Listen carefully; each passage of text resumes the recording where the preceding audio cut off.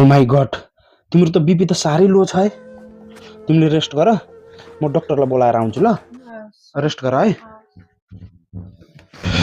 तो कहाँ जान लाग्यो त? तपाईँको बुहारीको बीपी लो भएर डाक्टरलाई ल्याउन जानु लाग्यो म त।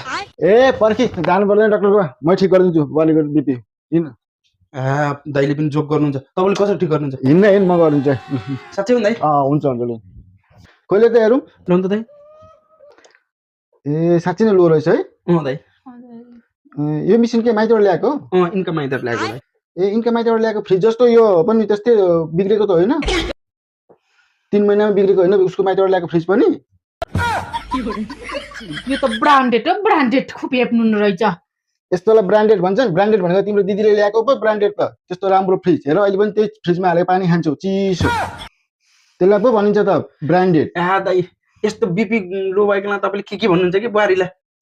लु यहाँ एकपल्ट हेर त लु। बीपी त सर्ला कि बढेछ त। अझै बढाउनु पर्छ? दाइ बीपी बढाउन त माइत कुरा गर्नुपर्ने छ।